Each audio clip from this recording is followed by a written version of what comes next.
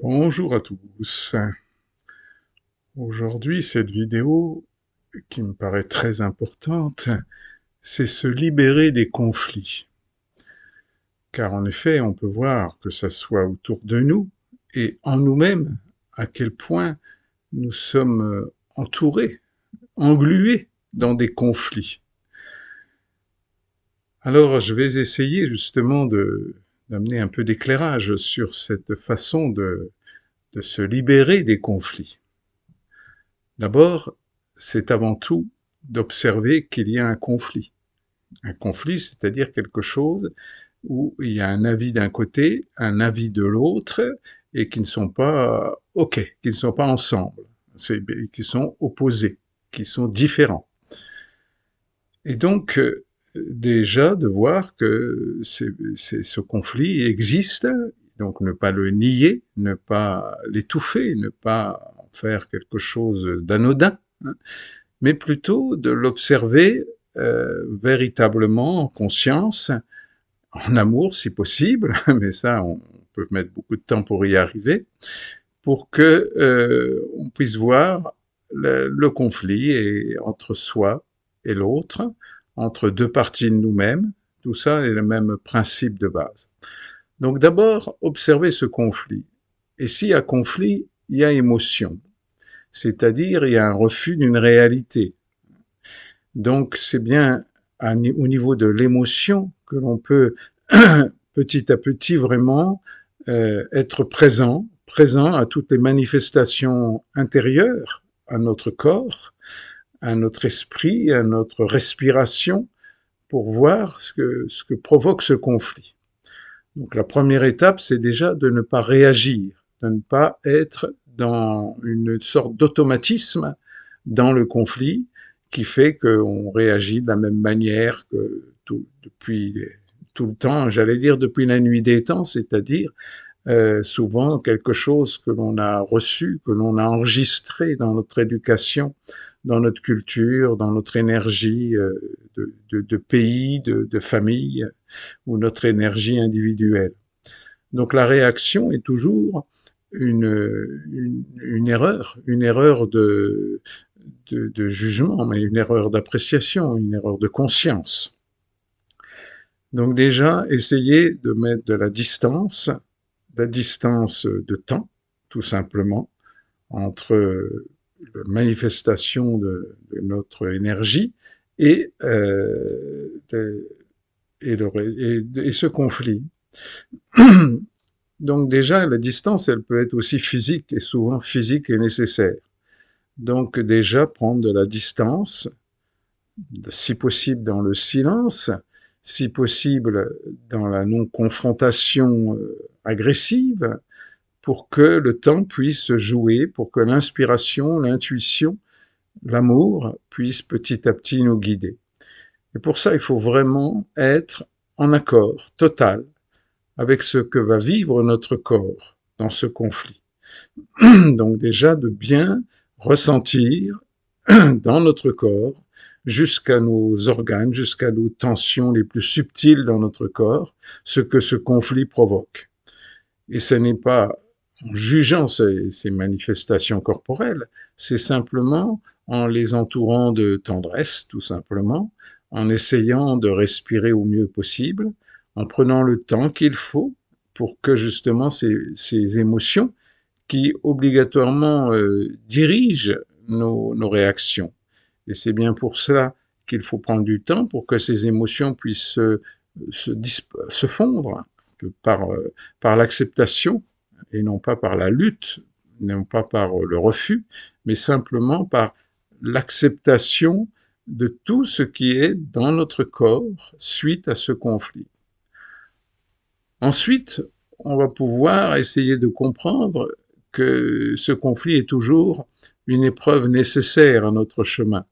Donc c'est bien parce que nous voyons l'autre, même si ce sont deux parties de nous-mêmes, l'autre, le conflit, et cette énergie qui nous guide et qui nous amène à vivre ce conflit pour modifier quelque chose à l'intérieur de nous, modifier quelque chose dans notre structure psychologique, pour que ce conflit puisse apporter une réparation, si vous voulez, à l'intérieur de nous, car souvent il s'agit d'un conflit larvé qui datait de bien plus longtemps sous une autre forme avec d'autres personnes qui ressurgit à la surface.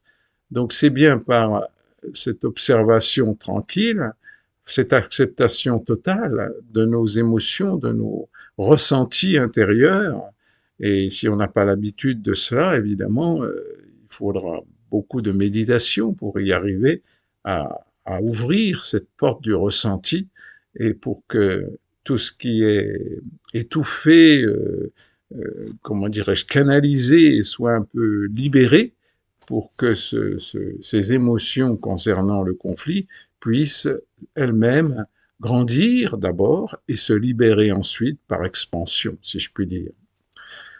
Ensuite, eh bien, on peut commencer à voir ce qui nous est inspiré, ce que notre intuition peut faire. Et souvent, c'est l'ego qui veut absolument imposer un choix, imposer une idée, imposer une façon de voir qui est la nôtre.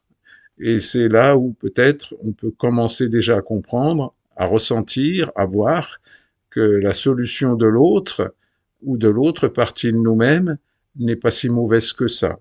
Et même si on a l'impression qu'elle est un peu moins bonne que notre idée à nous, eh bien, au contraire, pourquoi pas? Pourquoi pas? Ça n'est pas de la lâcheté, c'est simplement de l'acceptation de la différence et qui fait qu'on est ouvert à d'autres choix pour que toute tension de conflit puisse se disparaître. Donc c'est vraiment un effort d'humilité, voilà, un effort d'humilité pour arriver à ce que le choix qui va être proposé, cette nouvelle interaction avec soit cette personne ou soit une autre partie de nous-mêmes, puisse s'ouvrir à quelque chose de différent. Et c'est le processus de libération de notre personnalité. Notre personnalité, c'est finalement tout ce qu'on a construit à l'intérieur, qu'on croyait immuable, qu'on croyait parfait, qu'on croyait indispensable, et qu'on s'aperçoit que c'est pas du tout indispensable, puisque quelque part, vu qu'il y a d'autres personnalités, il y a d'autres façons de fonctionner, ça prouve bien que la nôtre n'est pas forcément la meilleure dans toutes les situations. Ça ne veut pas dire que parfois notre décision doit être plus ferme, suivant la personne que l'on a en face, car en effet, le problème, c'est toujours de savoir qui on a en face, y compris à l'intérieur de nous-mêmes.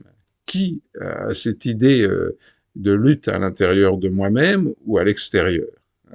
Et donc, on va s'apercevoir qu'il y a souvent un côté très infantile, et donc on va voir à quel moment on va traiter cette relation pour que ce côté infantile ne soit pas nié, mais pas forcément encouragé non plus. Hein. Et voilà, bah écoutez, avec beaucoup d'humilité, avec beaucoup de souplesse, d'ouverture, de cœur, on peut arriver à voir ce qui peut être fait en lâchant prise nos idées personnelles, notre façon de fonctionner personnelle, pour que l'on s'ouvre à du nouveau dans la relation à l'extérieur ou à l'intérieur de nous-mêmes. C'est vraiment un apprentissage profond. Et pour que cet apprentissage de libération des conflits se fasse déjà dans nos relations directes, nos relations intérieures, et pour que petit à petit, avec des millions de gens qui font ce travail d'acceptation, de libération des conflits, les pays, les peuples peuvent changer et évoluer. Mais ça ne peut partir que des gens individuels qui font ce travail et qui va s'accumuler sur sur des quantités de personnes. Et c'est comme ça que des pays ou des religions ou des cultures puissent aussi lâcher prise pour s'ouvrir à du nouveau, pour s'ouvrir à la différence, pour s'ouvrir à l'amour, pour s'ouvrir à l'humilité, sans croire qu'on connaît on a des choses à l'intérieur de nous qui sont immuables et qui ne doivent pas changer. Et croyez-moi, quand on voit les religions, quand on voit les cultures et les peuples, on s'aperçoit qu'il y a vraiment beaucoup de choses à lâcher, et qui ne sont que de la culture, qui n'a rien à voir avec la spiritualité ou avec l'amour. Donc bah, je vous encourage à entendre, à comprendre, à ressentir ce que c'est que ce processus de libération des conflits, car ce n'est pas, c'est l'ego qui parle et ce n'est pas l'âme qui parle, hein. Donc il faut bien arriver à trouver dans la joie, dans l'amour, la tendresse, de quoi se libérer de tout ce qui peut provoquer des confrontations agressives. Et des fois, c'est subtil, mais c'est toujours un travail à faire sur soi-même. Donc bon courage, je m'encourage à ressentir cette humilité face aux confrontations, face aux conflits, pour que petit à petit, une solution qui vient d'ailleurs, qui est inspirée, hein, puisse nous amener à quelque chose de beaucoup plus juste dans l'amour et dans l'ouverture et dans la vraie spiritualité. Voilà, plein de tendresse à vous. Et toujours du soleil dans votre cœur. Au revoir.